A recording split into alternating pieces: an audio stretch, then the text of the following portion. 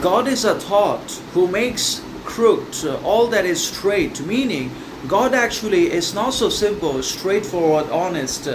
loyal, and secure as it appears to be, or the idea of God has been presented to us, because it has so many contradictions, complexities, conflicts, chaos, difficulties, and dangers regarding itself, that ultimately there is no God, because everyone has an image of God in their minds, because everyone ultimately sees, observes, and perceives God in their own individual, egoistic, arrogant, ignorant, and narrow image of themselves, and in which they consider themselves. Everyone has a separate, different, and individual and distinct image that they have made regarding different gods that they've created in their subjective minds in accordance with their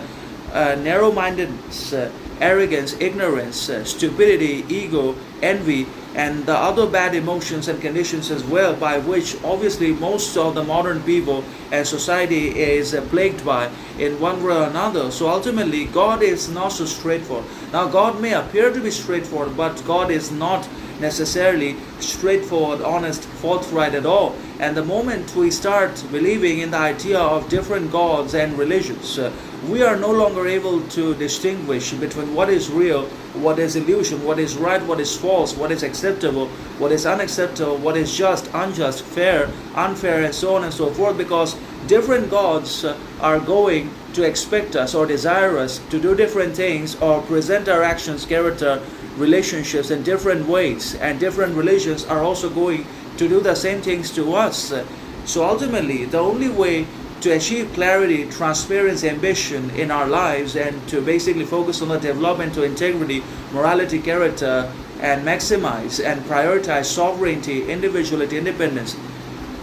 of attitude, mentality, perception, and action, is to believe in ourselves and in our behavior and actions only. And we also have to observe and examine the other people's actions and behaviors, and not their thinking and words, because ultimately it is not the words that they say or utter that matters, but it is only primarily, exclusively, and indispensably their actions that ultimately define who they are, whether they are actually good, understanding, considerate towards us, whether they are respectful to our qualities, values, virtues, or not, because ultimately action matters over words. And if we continue to believe in and trust their words and instincts, then we are going to be betrayed and rejected all the time. So obviously, not believing in any God may be a good alternative to living a life of happiness, fulfillment, straightforwardness,